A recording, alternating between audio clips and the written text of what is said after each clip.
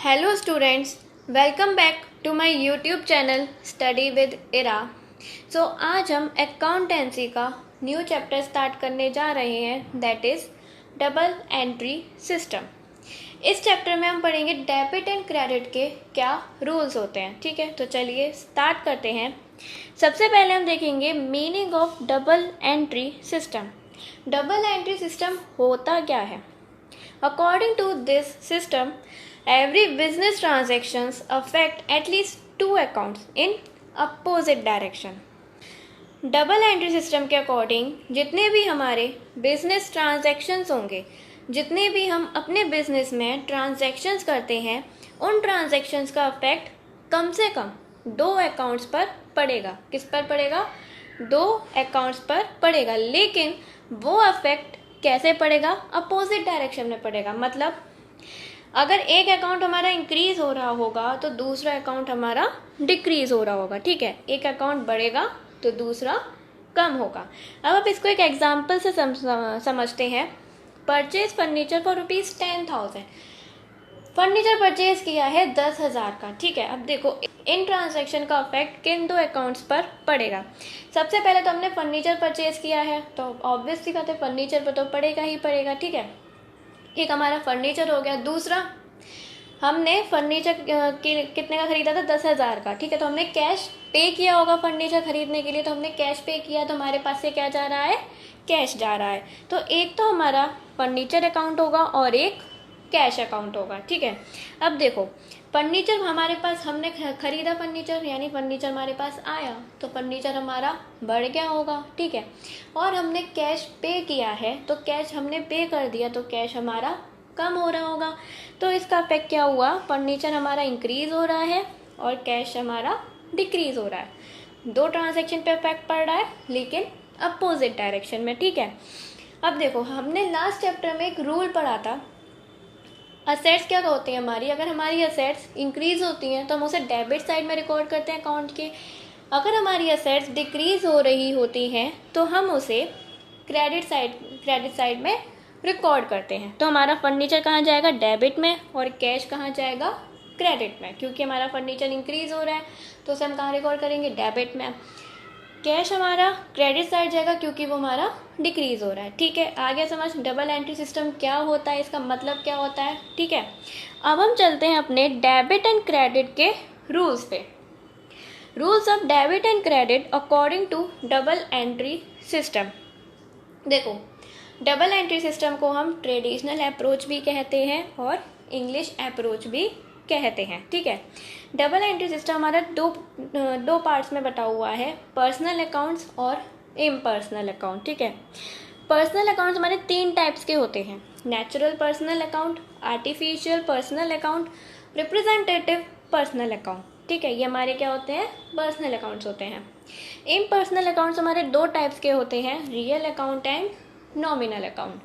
तो सबसे पहले हम बात करेंगे पर्सनल अकाउंट की। पर्सनल अकाउंट क्या होता है?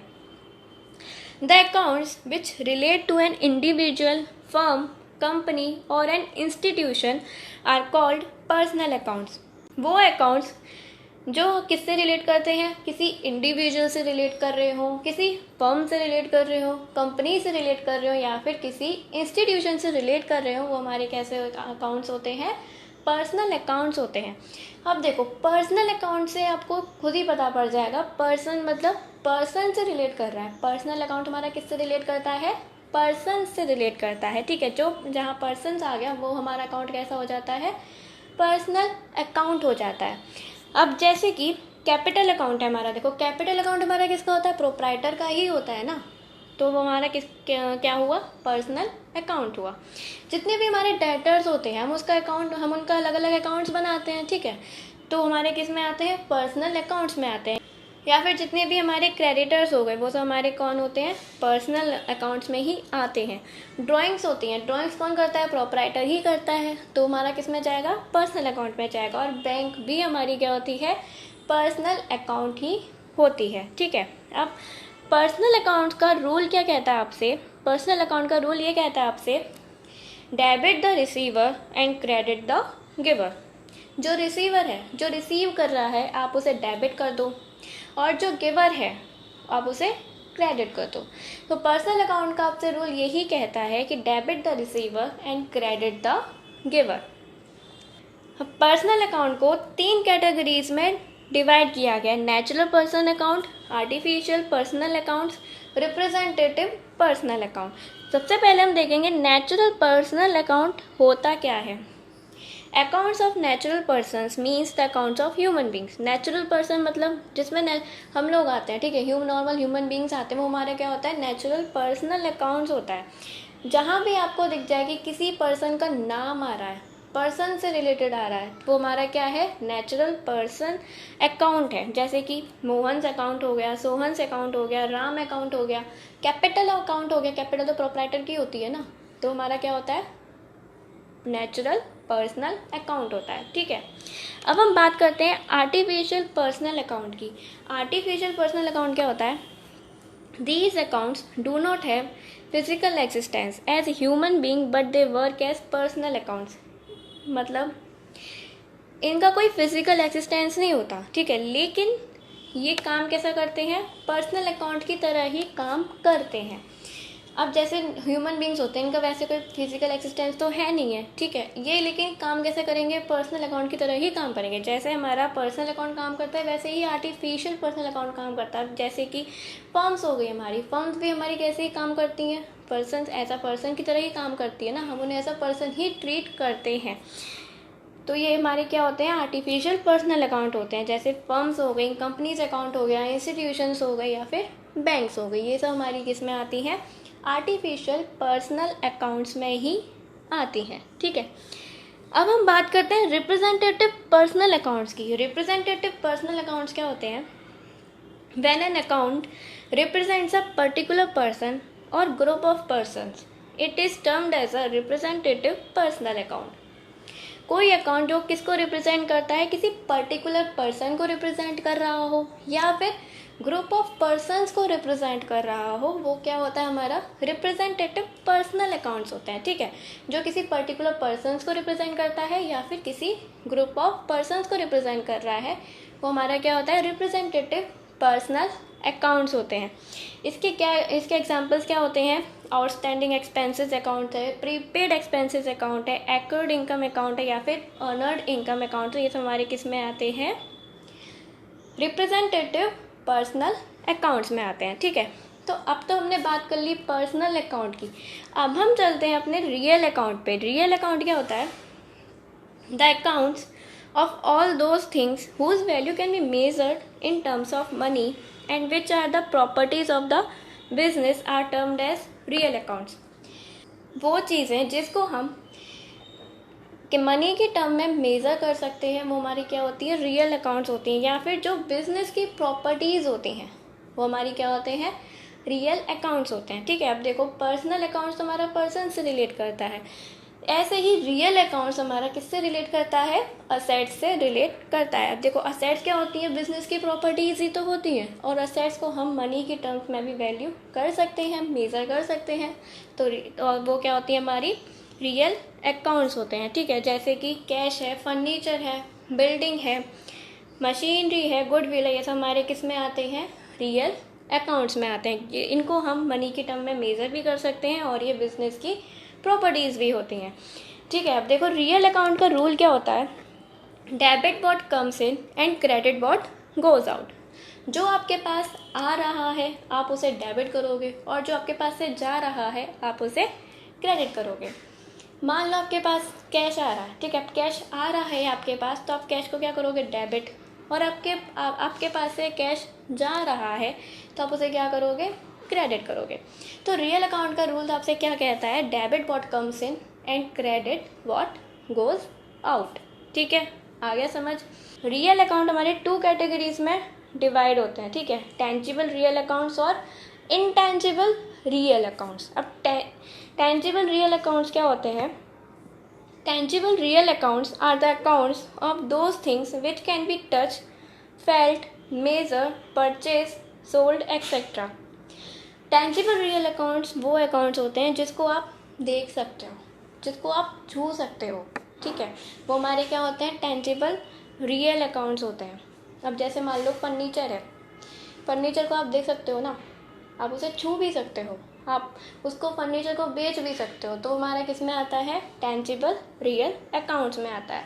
जैसे हमारे फर्नीचर अकाउंट हो गया, कैश अकाउंट है, मशीनरी है, बिल्डिंग है, स्टॉक है, हमारे किस में आते हैं, टेंजिबल रियल अकाउंट्स में आते हैं। ठीक है, एक चीज़ आपको नोट करनी है, बैंक अकाउंट हमारा क्या होता है, रियल अकाउंट नहीं होता। बैंक अकाउंट हमारा आर्टिफिशियल पर्सनल अकाउंट होता है।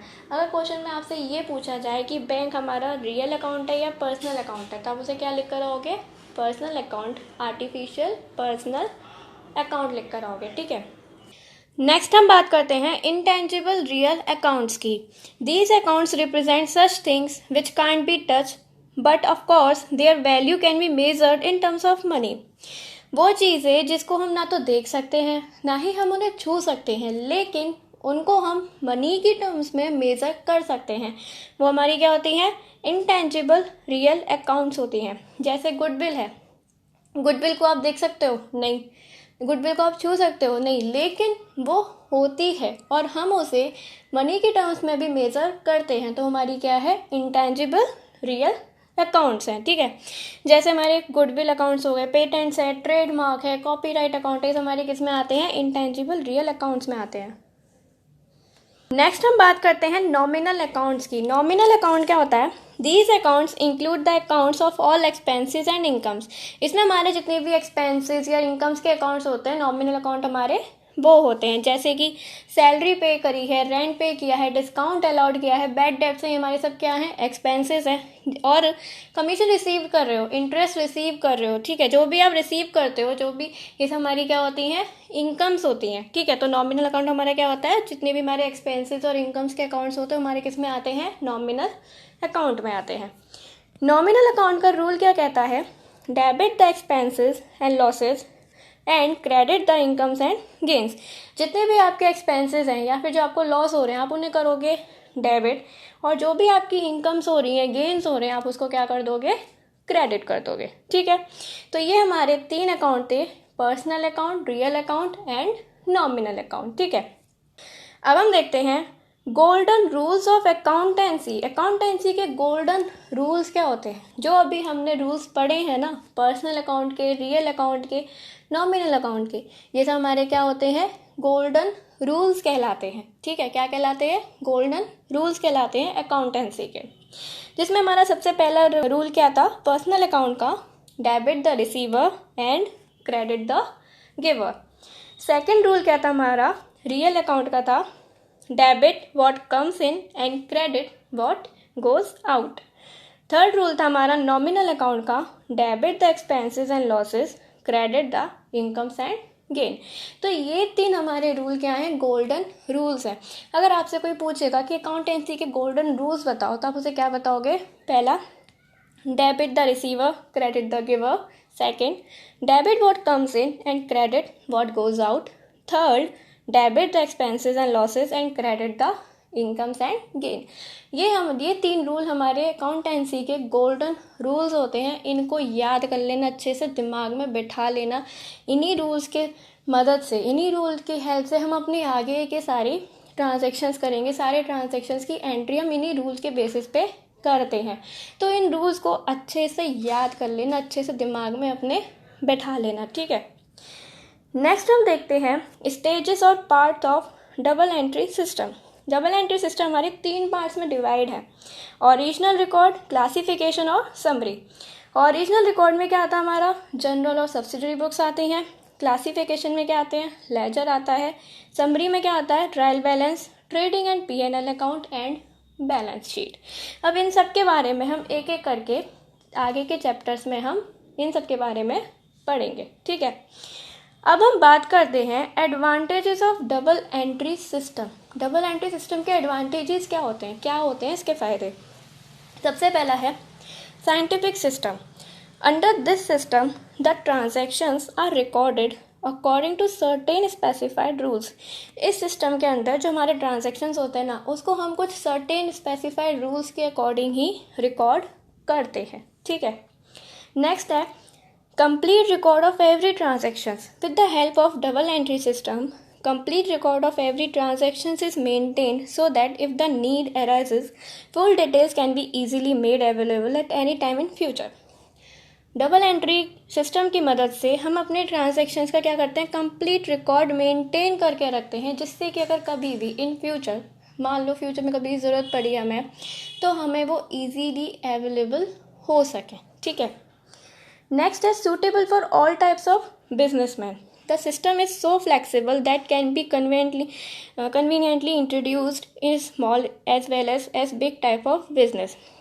ये रूल्स क्या होते हैं, सब तरह के बिजनेसमैन के लिए सूटेबल होते हैं, चाहे वो छोटा बिजनेस कर रहा हो या फिर वो बड़ा बिजनेस कर रहा हो, सबके लिए सूटेबल होता है. नेक्स्ट है lesser possibility of fraud. The system of book keeping records each transactions in 2 accounts. As such, there is hardly any scope of forgery and manipulation as compared to other system. इसमें क्या होता है, fraud करने के कम chances होते हैं, क्योंकि आप जो भी ट्रांजेक्शन करते हो आप उसे 2 जगह रिकॉर्ड करते हो. ठीक है. अब जब उसे 2 जगह रिकॉर्ड कर रहे हो तो उसके लिए आसान, किसी के लिए आसान नहीं होता कि वो इजीली उन अकाउंट्स के संग कोई भी मैनिपुलेट कर सके या किसी भी तरीके की फ्रॉड कर सके. नेक्स्ट एडवांटेज है इसका, help management in decision making. The management can obtain all the requisite information quickly and also the information provided by the system is most reliable. Double entry system क्या करता है, management की बहुत मदद करता है क्विक डिसीजन लेने में. ठीक है. और जो भी इसमें इंफॉर्मेशन प्रोवाइड होती है, जो सिस्टम इंफॉर्मेशन प्रोवाइड करता है, वो कैसी होती है, रिलायबल होती है. तो ये तो इसके एडवांटेजेस. अब हम बात करते हैं डबल एंट्री सिस्टम के डिसएडवांटेजेस के बारे में. A number of books are to be kept under this system. As such the system is quite expensive. इस सिस्टम के अंदर क्या होती है, नंबर ऑफ बुक्स होती हैं. ठीक है. क्योंकि हमारे बहुत सारे ट्रांजेक्शन्स होते हैं, बहुत सारी बुक्स हो जाती हैं, जो कि क्या होती है, थोड़ी सी एक्सपेंसिव हो जाती हैं. नेक्स्ट है it is quite difficult to apply the rules of debit and credit. इसमें क्या होता है, डेबिट और क्रेडिट के रूल्स को अप्लाई करना थोड़ा सा डिफ़िकल्ट हो जाता है. क्यों? क्योंकि इन रूल्स को अप्लाई करने के लिए प्रॉपर एजुकेशन की ज़रूरत होती है, प्रैक्टिकल नॉलेज होनी चाहिए कि कौन सा ट्रांजैक्शन कैसे और कहाँ रिकॉर्ड करना होता है, और इसके लिए ट्रेनिंग की भी ज़रूरत होती है, जिससे कि रूल्स पर कमांड बना रहे. ठीक है. लास्ट डिसएडवांटेजेस क्या है इसका, only the arithmetical accuracy of the accounts is checked by preparing a trial balance under the double entry system. Double entry system से हम क्या कर सकते हैं, बस अर्थमेटिकल एक्यूरेसी ही चेक कर सकते हैं. वो भी हम किससे चेक करते हैं, ट्रायल बैलेंस प्रिपेयर करके. इसके बारे में हम आगे पढ़ेंगे डिटेल में, ट्रायल बैलेंस क्या होता है. अब आप बस इतना समझिए, इसमें हम सिर्फ अर्थमेटिकल एक्यूरेसी ही चेक कर सकते हैं. ठीक है. तो ये तो थे हमारे डिसएडवांटेज. अब हमने डबल एंट्री सिस्टम में रूल्स पढ़ लिए, इसके एडवांटेजेस क्या होते हैं, डिसएडवांटेजेस क्या होते हैं, सब पढ़ लिया. अब हम बात करेंगे, अब हम इसका एक छोटा सा क्वेश्चन देखेंगे कि आपको पता पड़ जाएगा कि एग्जाम्स में इसके क्वेश्चन कैसे आते हैं. तो चलिए देखते हैं इसका फर्स्ट क्वेश्चन. तो इसका फर्स्ट क्वेश्चन आपसे क्या कह रहा है, देखो आपके एग्जाम्स में क्वेश्चन कैसे आएगा. Classify the following accounts under personal, real और नॉमिनल अकाउंट्स. आपसे कहेगा आपको जितने भी अकाउंट्स दे रखे हैं, आप इसको पर्सनल, रियल और नॉमिनल अकाउंट्स में क्लासीफाई कीजिए. ठीक है. जैसे हमें दे रखा है कमीशन पेड. कमीशन पेड हमारा कौन सा अकाउंट में आएगा. ठीक है. तो कमीशन पेड आएगा हमारा नॉमिनल अकाउंट में. कमीशन रिसीव्ड हो रही है, तो कमीशन रिसीव्ड हमें हमारे कौन सा अकाउंट में जाएगा, नॉमिनल अकाउंट में, क्योंकि हमारी इनकम हो रही है, तो इनकम हमारी सब किस में आती है, एक्सपेंसेस और इनकम नॉमिनल अकाउंट्स में आते हैं. नेक्स्ट है कमीशन एक्रूड. कमीशन एक्रूड किस में आएगी हमारी, कमीशन एक्रूड आएगी हमारी पर्सनल अकाउंट में, क्योंकि ये ग्रुप ऑफ पर्सनस को डिफाइन करता है. ठीक है. नेक्स्ट है प्रीपेड सैलरी. प्रीपेड सैलरी किस में आएगा, हमारा पर्सनल अकाउंट में आएगा. ये भी लीज होल्ड प्रॉपर्टी किस में आएगा, लीज होल्ड प्रॉपर्टी भी हमारा ये हमारा किस में आएगा, रियल अकाउंट में, क्योंकि हमारी क्या है, असेट है, तो असेट हमारी रियल अकाउंट्स में आती है.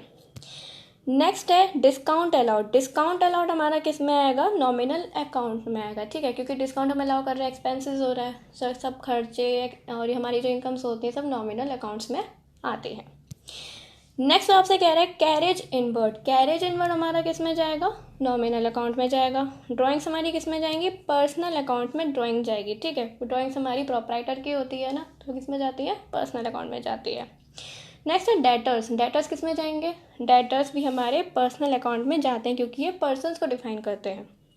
गुडविल हमारा किस में आएगा? गुडविल हमारा आएगा रियल अकाउंट में।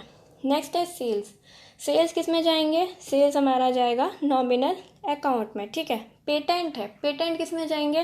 पेटेंट रियल अकाउंट्स में जाते हैं। बैड डेट्स हैं, बैड डेट्स हमारे किस में जाएंगे? बैड डेट्स हमारे क्या एक्सपेंसेस हो रहे हैं, लॉस हो रहे हैं, तो किस में जाएगा? नॉमिनल अकाउंट में जाएगा।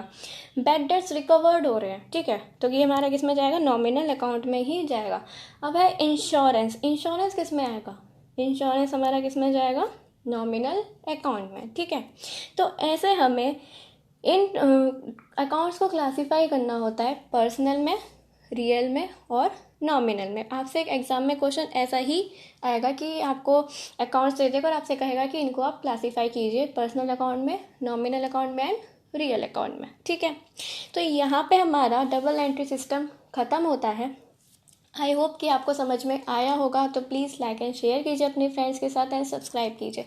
अब हम आपको मिलते हैं नेक्स्ट वीडियो में न्यू चैप्टर के साथ। Thank you.